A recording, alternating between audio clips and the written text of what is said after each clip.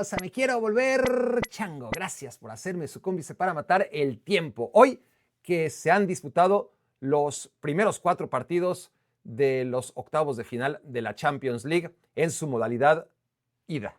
Y pasaron cosas interesantes, cosas sorprendentes, cosas inolvidables. Cuando digo sorprendentes, no me refiero a que al final los marcadores hayan sido del todo sorprendentes. De hecho, yo creo que los resultados fueron bastante predecibles. Es decir, más allá de que muy pocos se habrían aventurado a asegurar que hoy el Bayern Múnich iba a meter 6 goles en Bérgamo. 6 goles en Bérgamo. El hecho de que el Bayern Múnich tenga ya encarrerada la eliminatoria, ¿qué digo encarrerada? Sentenciada, es algo que muchos contemplábamos. No que metiera tantos goles, pero sí lo suficientes como para olvidarse ya de cualquier esbozo que quedara de equipo italiano en la Champions League. Si hablamos del Bayern Múnich y de su partido en contra del Atalanta, veremos que se ha consolidado quizás el número 1 de los favoritos a ganar esta Champions League, pero ya lo abordaré.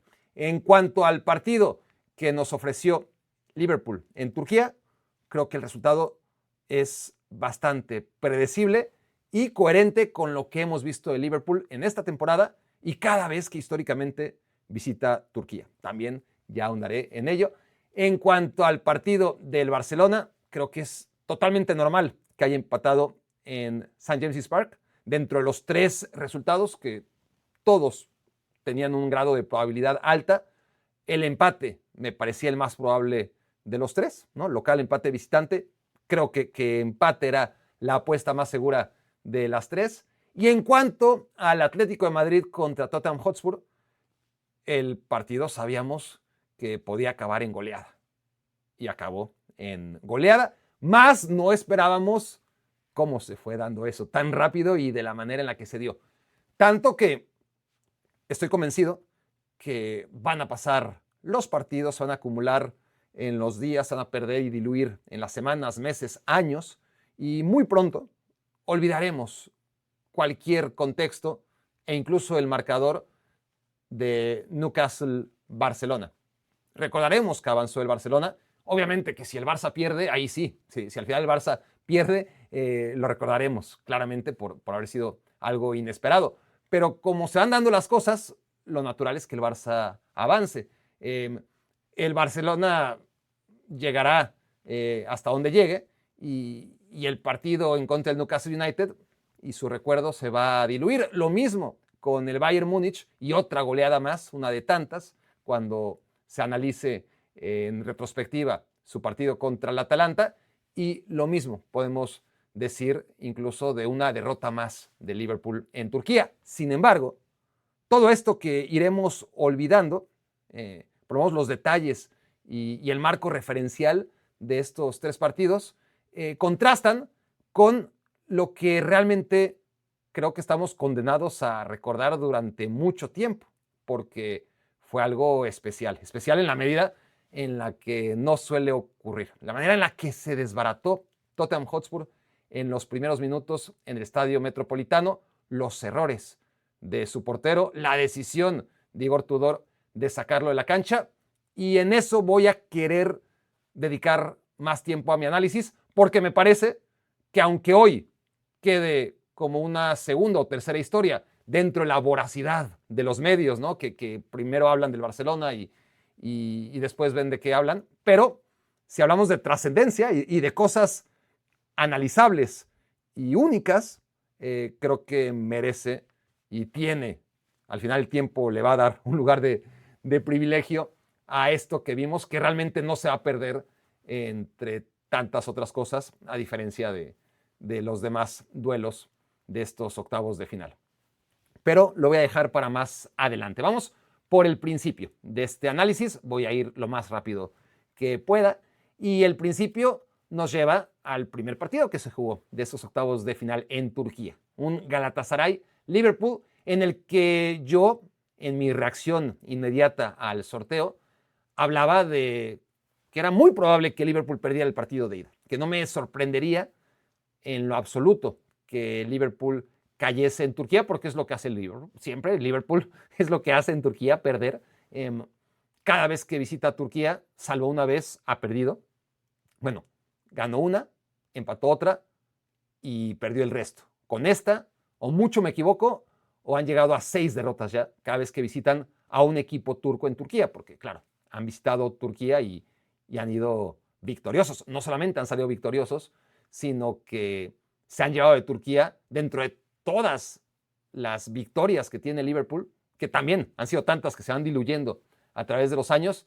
La que permanece y permanecerá por encima de todas fue la final de finales, ¿no? Aquellas que se jugó precisamente en Estambul en contra del Milan. No porque la ganó el Liverpool, sino por cómo la ganó, cómo la iba perdiendo y cómo la acabó ganando. Pero bueno, salvo esa remontada y que fue en contra de un equipo italiano, evidentemente, Liverpool sufre siempre que va a Turquía. Hoy fue un partido abierto, otra vez 1-0, como ya había pasado en la fase preliminar, en la fase de temporada regular, llamémosle así, de 8 jornadas que tiene esta Champions League.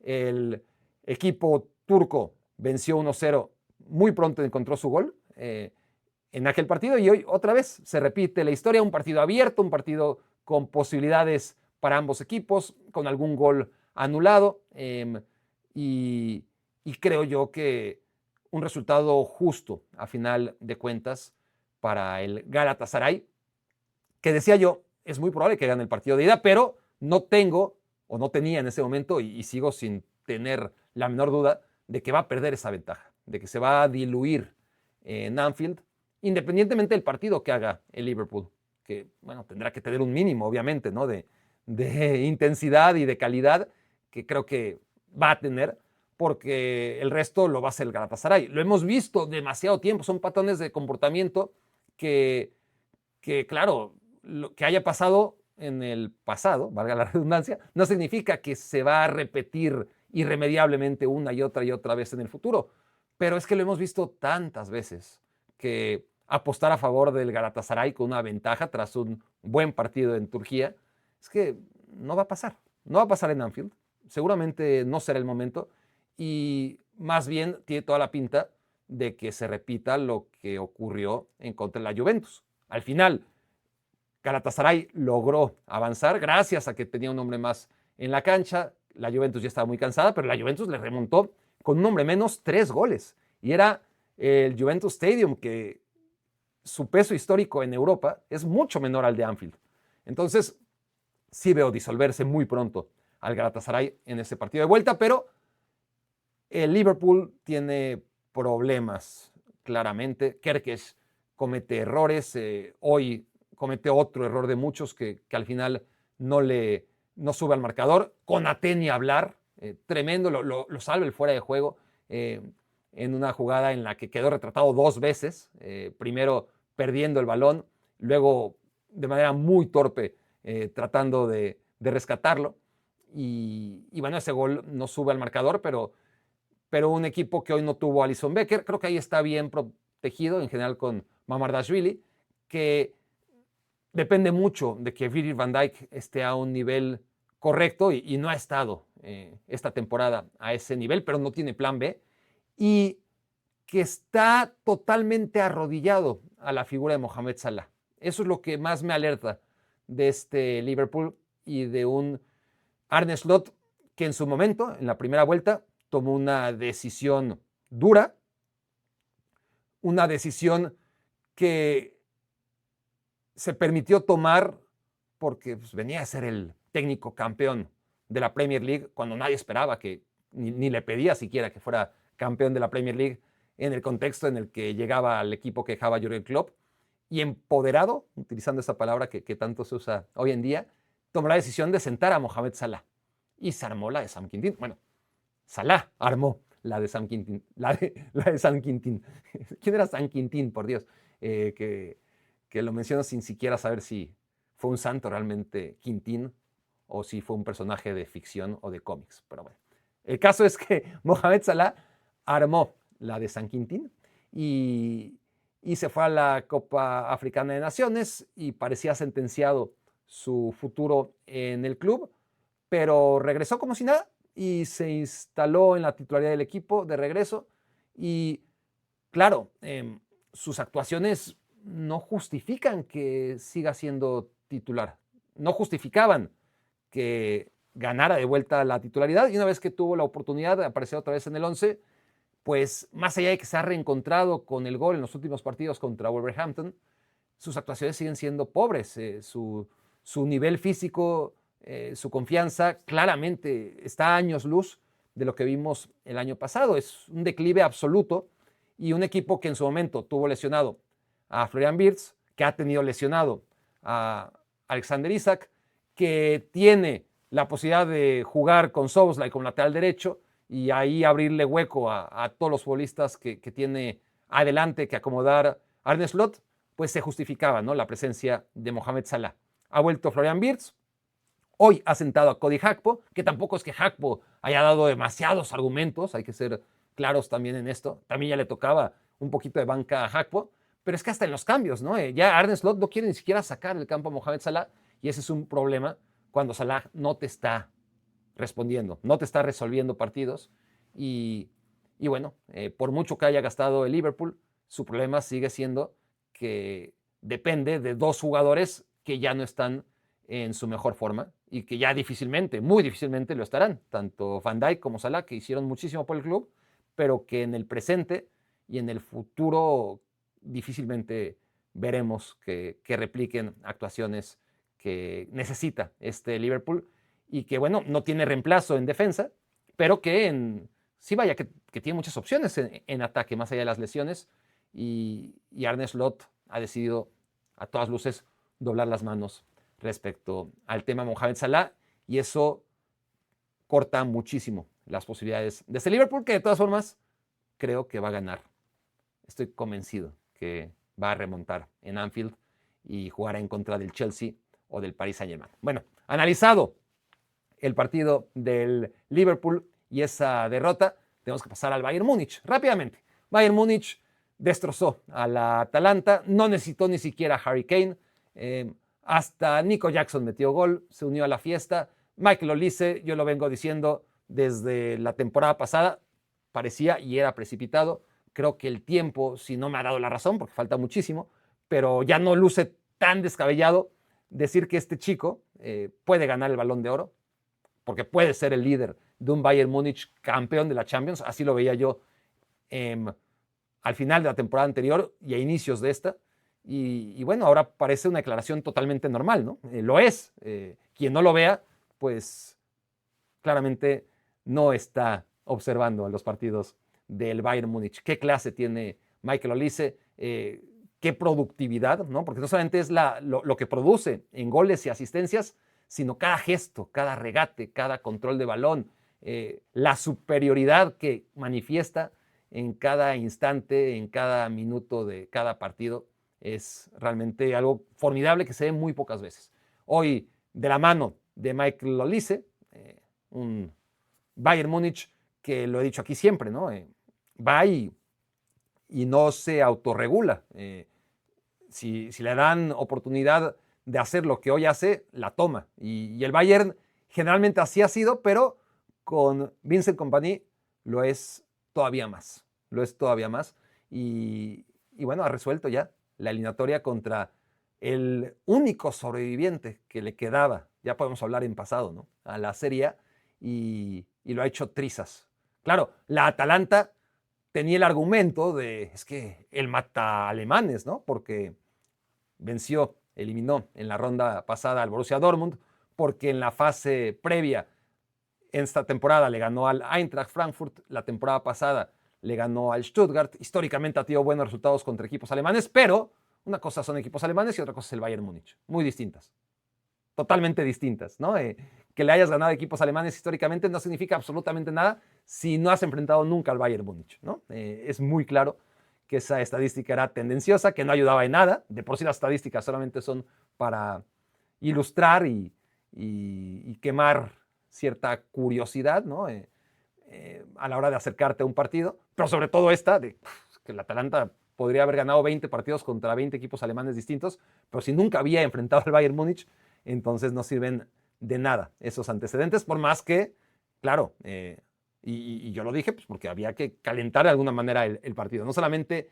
lo que acabo de decir, que le ganó al Eintracht, que le ganó al Stuttgart, que le ganó o viene de ganarle al Borussia Dortmund, sino que en la final de la Europa League antepasada le quitó el invicto al Bayer Leverkusen, que llegaba con 51 partidos sin perder.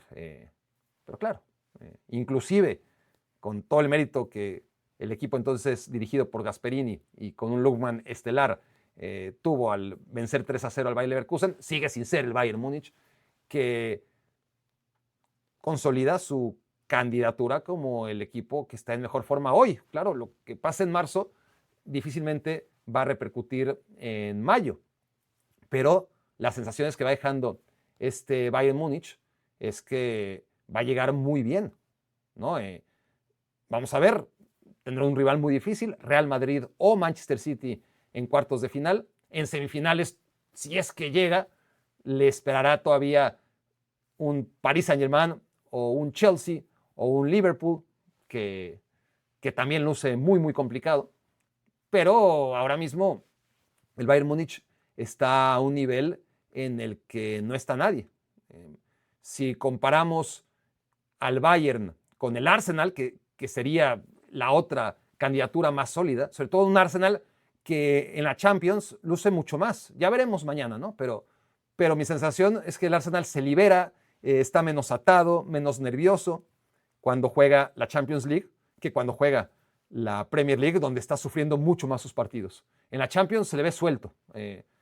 Ha ganado todos sus partidos y lo ha hecho por más de un gol de diferencia, todos menos el último contra el Kiryat Almaty, que lo jugó con suplentes y le metieron un gol en los últimos minutos y ya, solamente lo ganó por un gol, pero todos los demás partidos los ganó por un mínimo de 2 goles de diferencia. Pero no me quiero enfocar en el Arsenal porque ya hablaré del Arsenal cuando toque. A lo que voy es que siendo los dos equipos que pues obviamente han sido los mejores en esta Champions League hasta ahora, está la diferencia en que el Bayern tiene el know-how, ¿no? Histórico, aunque en las últimas temporadas, desde 2020, ha quedado lejos, ¿no? De volver a una final. Pero es el Bayern Múnich y pocos equipos, muy, muy poquitos, los contamos con los dedos de una mano y nos sobran, tienen la experiencia del Bayern Múnich a nivel europeo, de lo cual carece absolutamente el Arsenal. El Arsenal no tiene nada de eso, además de que el Bayern tendrá resuelta ya la Bundesliga en muy pocas semanas, mientras que el Arsenal sufrirá la Premier League hasta el final. Si la gana o si no la gana, eso está por verse. Que la va a sufrir, eso creo que no hay la menor duda. Agrégale la final de la Carabao, agrégale por lo menos semifinales de FA Cup, veremos si pasa a los cuartos de final, pero todo indica que así debería ser en el papel y queda mucho le queda mucho por contar a este Arsenal, a diferencia del Bayern, que ya nos lo ha contado todo y ahora tendrá que mantener el nivel que ha sido superlativo a lo largo de la temporada. Malas noticias porque siempre las hay, Alphonso Davies. En realidad los laterales del Bayern Múnich son muy flojitos. Si comparas la solvencia que tiene el Bayern Múnich en cada línea, sí tienes que pararte en la defensa en general y en los laterales en particular, ¿no? Porque el medio campo y sobre todo adelante tiene una exuberancia a prueba de cualquier duda, pero en la defensa ya depende mucho de que Upamecano no cometa esos errores que cuestan partidos y que cuestan eliminatorias. Hasta ahora ha estado bien en general Upamecano, pero nunca sabes en qué momento te cuesta un partido y una Champions League. Así ha sido y tendrá que esperar el Bayern Múnich que no sea así, porque claramente la solución no es jugar con Kim Min-jae y con Jonathan Tah, ¿no? No pasa por ahí. Pasa por un Upamecano que no cometa errores o que cometa errores normales, no de esos que solo hace Upamecano a veces. En cuanto a los laterales, no tiene laterales el Bayern Múnich. Para acabar pronto, no los tiene. Improvisa con Laimer, lo ha hecho desde hace mucho tiempo, tanto que ya podemos decir que Laimer es un jugador muy polivalente por excelencia, juega más de lateral que de otra cosa, pero no es lateral, no lo es. Como tampoco lo es Stanisic, que es un tercer central, que que se esfuerza, que llega constantemente, que tiene ida y vuelta, que es comprometido, que no centra bien. Es imposible que dé un centro bien, pero que tiene gol y que se está estableciendo como el lateral derecho titular por encima de Bischoff, que también ha tenido sus pininos en el lateral, porque los demás no cuentan. Guerreiro, por ejemplo, que es el lateral izquierdo natural, o uno de los dos laterales izquierdos naturales que tiene el Bayern Múnich en nómina, cuando juega, que es poquito, Kompany no lo quiere ver de lateral izquierdo, lo quiere ver en medio campo como enganche. Y desgraciadamente Alphonso Davies se ha lesionado otra vez. Hace muy poquito, hace 2-3 semanas en Bundesliga, regresó, recayó, salió en lágrimas, parecía que tenía consecuencias de cara a la Copa Mundial, no fue tan grave, era la desesperación de volver y lesionarse, pero hoy otra vez vuelve, porque parece que ya está listo, y se vuelve a romper, y vuelve a salir en lágrimas, y es frustrante, porque yo ya vi esta historia de un chico con tanto talento, y del que uno dice, es que si hace esto a los 17 años, imagínate lo que no hará cuando tenga 25, 27, y le está pasando lo que a Ansu Fati, desgraciadamente, y a Gio Reyna, mismita historia, ¿no? Gio Reyna es tristísimo cómo se lesionaba, se volvía a lesionar, le daban tiempo y en cuanto volvía otra vez se lesionaba y así se le acabó la carrera. Ahora juega a veces en el Borussia Mönchengladbach. Ojalá no sea el caso de Jonathan David, o sea, de Alphonso Davies, perdón, ya estoy hablando del otro canadiense, perdón. Ojalá no sea el caso de Alphonso Davies, pero tiene mala pinta. Y ahí están las malas noticias que deja este partido para el Bayern Múnich. En cuanto al Barcelona, el Barcelona tiene un partido pobre. El Barcelona tiene un partido en el que mide mucho sus riesgos. Sí que hubo intensidad, sí que los dos equipos mostraron sus cartas. Newcastle fue mejor en el primer tiempo y sobre todo en el segundo tiempo. Newcastle United, hay que decirlo, este partido era mucho más trascendente que para el Barça. Es decir, el Barça, dentro de la importancia que tenía este partido, pues como este partido ha jugado, ¿cuántos? En los últimos 50 años. ¿Cuántos? ¿100? ¿200? ¿500? Newcastle United, en cambio, ¿cuántos partidos de esta trascendencia ha jugado en los últimos 50 años? Muy poquitos, ¿no? Pero muy poquitos. Entonces, con esa responsabilidad salió a jugar el Newcastle United, aún siendo un poco comedido. Es decir, nadie tenía dudas que iba los primeros minutos, porque eso es el Newcastle United y es un libro abierto en ese sentido, no especula, juega los primeros minutos hasta donde le alcance, con una presión coordinada, asfixiante, no hay un equipo que lo haga mejor, y a veces lo aprovecha y anota, a veces no puede y se le complica más de por sí cuando anota. Luego suelen remontarle cuando ya no le alcanza las piernas al Newcastle United, pero si no anota el primer gol, pues le cuesta mucho más. Pero apuesta todo a eso, ¿no? A presionar, a asfixiar, a hacerlo como saben ellos mejor que ningún otro equipo del mundo, ¿no? Y aprovechar los espacios y la velocidad de sus jugadores. Hoy no estaba Anthony Gordon, que es el goleador del equipo y probablemente el mejor jugador por lo menos de esta temporada. No estaba tampoco el jugador de más peso en el 11, que seguramente es Bruno Guimaraes.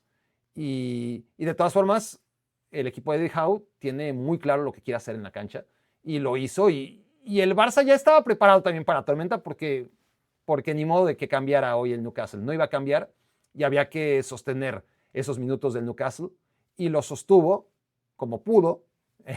Y luego, el problema es que no se hizo con el control del partido. O sea, yo sí preveía un inicio como el que vi, un Barça sufriendo, quizás hasta recibiendo gol y después controlando el balón y haciendo correr al Newcastle United tras él. No pudo hacer eso el Barcelona y eso fue lo que se le complicó, ¿no? Y eso que estaba ahora sí Pedri, y estaba Rafinha, y estaba Lamine Yamal, y estaban todos los jugadores súper determinantes. Ciertamente en defensa faltaba Koundé, faltaba Alejandro Valde, tuvo que improvisar con varios futbolistas que en un mundo ideal no serían parte de un once de gala del Barcelona, como es ahora mismo Araujo, como es Gerard Martín, como es el propio Joao Cancelo, pero en defensa el Barça con sus 4 estelares, por llamarles así, o con 4 improvisados, de todas formas sufre, ¿no? No hay un cambio tan drástico como si juega o no Lamine Yamal, si juega o no Rafinha, si juega o no Pedri. Hoy jugaron todos, juega también Lewandowski. Lewandowski pierde todos los balones divididos, no está bien. Lewandowski no está con confianza. La defensa del Newcastle United es muy física y hoy empequeñeció al veterano Robert Lewandowski. Y el Barça sobrevivió y hubo un momento en el que ya era claro que en contra de lo que estamos acostumbrados a ver del Barça, de Hansi Flick, hoy estaba dando ya por bueno el 0-0. Limitó muchísimos sus riesgos. El mismo Newcastle United, entre que estaba cansado, el cansancio también es un tema a analizar en el Barça, obviamente, pero pues Newcastle United ya desfondado también entendió, lo mismo que el Barça, que había un límite para los riesgos que quería asumir hoy. No podía arriesgar al 100 ni uno ni otro, porque el Newcastle corría peligro de llegar sin vida al Camp Nou y porque el Barcelona corría peligro de tener que remontar en el Camp Nou un resultado adverso en el caso de que las cosas salieran mal, si el Barça hubiera sido más atrevido. Creo que debió ser más atrevido, sí, es fácil decirlo en retrospectiva. Hay una jugada en la que Ronald Araujo entra al terreno de juego, está lesionado y entra al terreno de juego para hacer tiempo, ¿no? Y para que el equipo no se quede también con un hombre menos, obviamente, pero básicamente para hacer tiempo y dando a entender que el Barça estaba contento con el 0-0. Y justo un minuto después cae el 1-0, una desatención terrible de Marc Casado, que ingresó de cambio y que no puedes dejar de esa manera. Si estás cansado, ok. Si se desmarcó, ok. Pero lo estorbaste, ¿no? Aquí dejó a Barnes totalmente solo, lo contempló, le faltó agarrar unas palomitas y aplaudirle tras el remate, y el Newcastle se fue 1-0 y parecía que así iba a acabar el partido, hasta que en la última jugada la genialidad de un futbolista desaparecido como el resto, pero que tiene esos chispazos, Dani Olmo, ese sello de calidad, ¿no? De ir para un lado y de repente moverse al otro, el enganche que se come el alemán Chau, el ex del Milan, penal clarísimo, lo cobra Lamine Yamal, que no había hecho nada, pero así como no hizo nada en contra del Athletic Club y acaba anotando un golazo, 3 puntos en un mal partido del Barça, aquí otra vez se repite la historia y a final de cuentas este partido contra el Newcastle ha sido una prolongación de lo que vimos el fin de semana contra el Athletic Club. El Barça fue peor, pero el Barça sacó el resultado que necesitaba, ¿no? No mereció ganar contra el Athletic Club y ganó los 3 puntos gracias a una genialidad Lamine Yamal en el único momento en el que apareció su figura.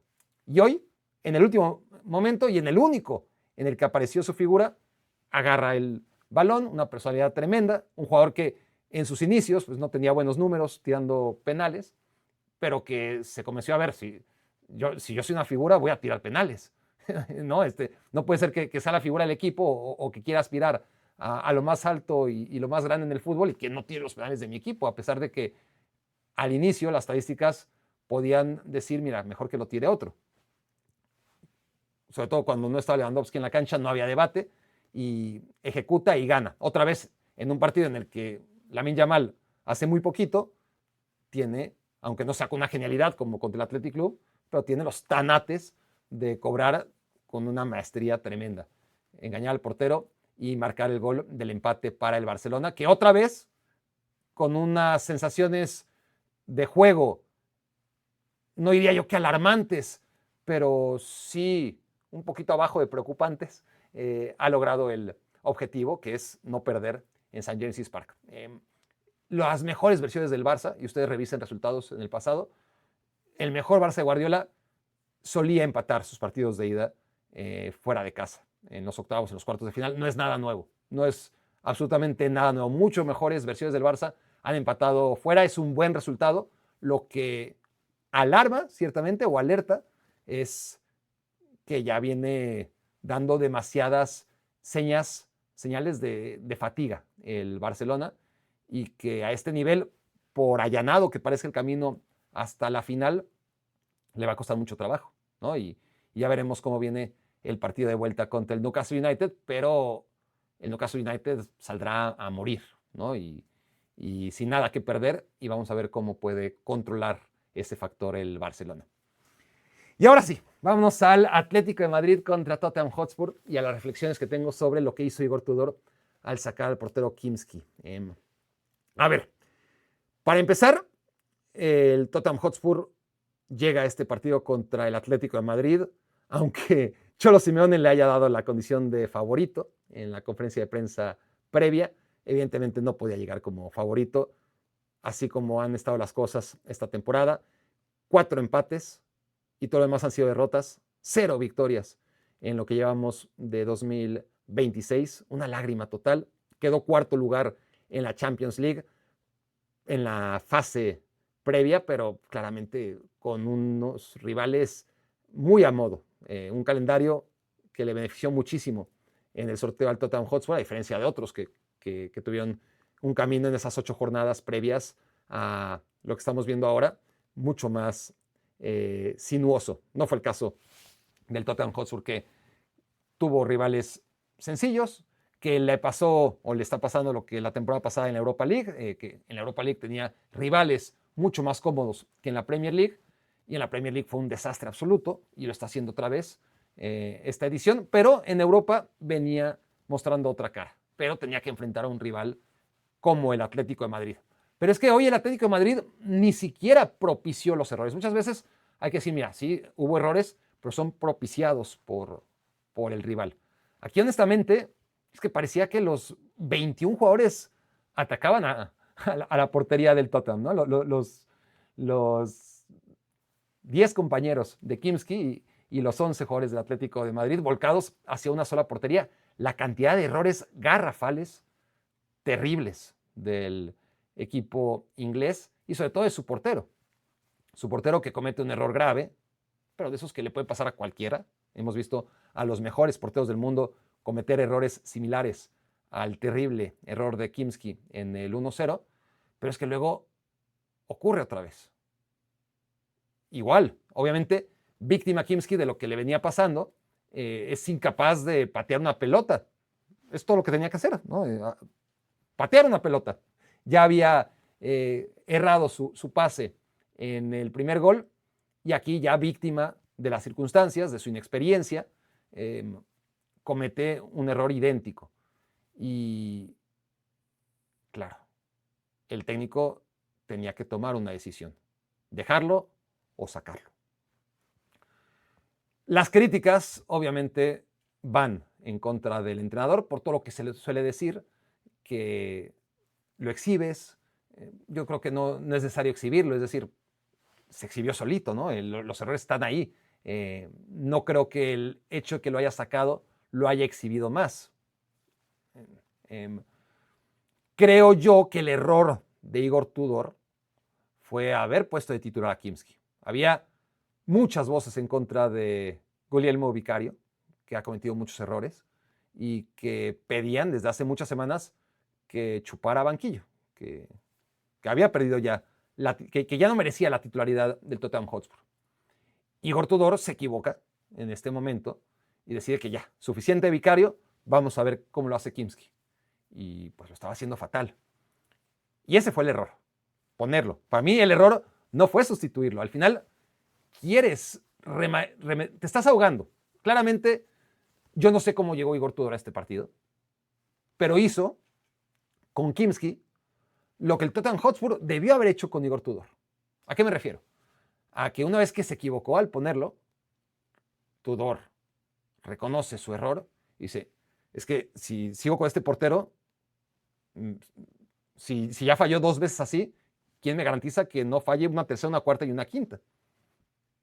Igual ya está, pensó en protegerlo dentro de su mundo ya totalmente hecho pedazos, ¿no? Hay que tratar de ponerse un poquito también en los pies del entrenador, por más que es muy fácil decir, pues sí, es que lo exhibió y qué mala gente, y pues al final estás dando patadas de ahogado, estás en un lugar al que no perteneces, te quieres aferrar a un milagro, ¿no? A remontar un partido que está perdido y que estás cayendo por goleada, y lo que quieres es competir, como sea, hoy y ahora, y sobrevivir. Y decidió que con Vicario iba a sobrevivir mejor que con Kimski. Y no se equivocó en ese sentido, ¿no? Porque desde que entró Vicario, pues el marcador fue 2-2. Con Kimski iban perdiendo 3-0, acabaron 5-2. Claro que hay muchos factores en el partido y está un Atlético de Madrid que no es precisamente el Bayern Múnich, que huele la sangre y te devora, pero de todas formas, claramente un portero no solamente es que se coma goles, sino la confianza que inspira en sus compañeros como efecto dominó. Entonces, cuando digo que Igor Tudor hace con Kimski lo que el Tottenham Hotspur debió haber hecho con Igor Tudor es reconocer su error. El error no fue haber sacado a Kimski, desde mi punto de vista, sino haberlo metido. Una vez que lo metiste y te equivocaste, pues ni modo, sácalo. Lo antes posible, antes de que la cosa se haga todavía peor. El Tottenham Hotspur se equivocó claramente, era evidente, ¿no? Era mucho más obvio que el Tottenham se equivocó al, entre todos los nombres posibles, escoger a Igor Tudor para rescatar este barco. Pero bueno, una vez que no surtió el efecto, porque supongo que dijeron, a ver, necesitamos ganar el siguiente partido. Es contra el Arsenal y en este partido podemos salvar la temporada, así como la temporada pasada la salvamos ganando la Europa League. Aquí, si una victoria al final representa que el Arsenal no sea campeón, pues ya hicimos nuestra temporada. Yo creo que eso es lo que pensó el Tottenham Hotspur al traer a un técnico que iba a intentar, como fuera, meterse en la cabeza de los jugadores y sacar el siguiente partido, sabiendo que el efecto Igor Tudor iba a ser momentáneo, ¿no? Que iba a durar 1, 2 o 3 partidos. Bueno, no duró nada, duró 45 minutos si acaso, o menos, del partido contra el Arsenal, y desde ahí ha sido todo lo que podíamos esperar de un equipo dirigido por un técnico que no tiene capacidad ni experiencia, que en su momento en la Juventus llegó a desarrollar cierto, en mí por lo menos, que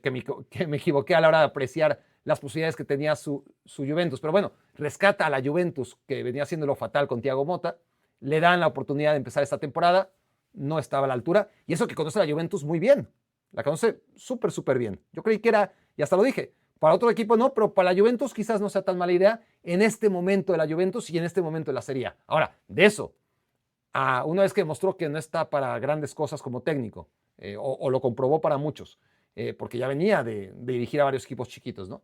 Darle un cargo en un equipo que ha invertido tanto con jugadores que costaron tanto dinero y que está jugando el descenso como el Tottenham Hotspur, en vez de ir por alguien con experiencia en la Premier League, alguien con experiencia dirigiendo a jugadores importantes, alguien con credibilidad. O sea, no tenía pies ni cabeza el nombramiento de Igor Tudor. Pero una vez que lo nombraste, ya viste que te equivocaste, al segundo partido no necesitas más. Perdiste contra el Arsenal, bueno, al siguiente partido volviste a perder, suficiente. No esperas al tercero y al cuarto. Es que no hay manera de que Igor Tudor gane un partido con el Tottenham Hotspur. Y lo que hizo Igor Tudor con su portero es lo que debió haber hecho el Tottenham Hotspur con él. Exactamente eso, decir, puta, me equivoqué, 2 partidos, pronto ya, sí, qué locura, que ni modo, pero el hecho de asumir que cometiste un error y ya dejarlo pasar y que se resuelva solito, pues no es ideal. No es ideal en el caso del Tottenham Hotspur y lejos de ideal, al contrario, es sumamente arriesgado. Igor Tudor no debió dormir hoy como entrenador del Tottenham Hotspur. Creo que me tendré que meter a las noticias, pero me sorprenderé mucho si todavía sigue siendo mañana técnico del Tottenham. Pero bueno, esa decisión de sacar al portero la entiendo. Dentro de todo, la entiendo y ya está. Kimski tendrá que tener fortaleza, no hundirse. Los errores creo que son lo que pueden hundirlo, más allá de la decisión del técnico de sacarlo al minuto en que lo sacó. Y me parece que hay gente que tiene también su punto de vista, diciendo, pues, se hubiera esperado al descanso. Es que te esperas al descanso y comete un tercer error, porque es bastante factible que lo hiciera. O hemos visto muchas veces a porteros que cometen 2 errores gravísimos y a partir de ahí ya se estabilizan y solo necesitan la seguridad de una parada y a partir de ahí hasta acaban sacando algún gol, ¿no? No solamente dejándose de comer goles, sino incluso atajando y evitando goles hechos. Lo hemos visto y pudo haber pasado con Kimski, pero por las circunstancias del Tottenham Hotspur, si quería competir, y bueno, sí, cayó el cuarto gol, pero metieron el primero y luego metieron el segundo, cayó el quinto al final, pero empezó a competir el Tottenham Hotspur, cuando antes de ese cambio era una cosa que jamás había visto en este nivel, ¿no? De octavos de final de Champions League entre dos equipos que se supone son pesos semipesados, ¿no? No han ganado la Champions League, pero han estado en finales y más allá de la actualidad de uno y de otro, no era para que se desbaratara de la manera en la que se ha desbaratado el Tottenham Hotspur a lo largo de estos 2 años y en específico en los primeros 20 minutos de este partido contra el Atlético de Madrid. Eso fue Me Quiero Volver Chango. Muchas gracias por haberme hecho su cómplice para matar el tiempo.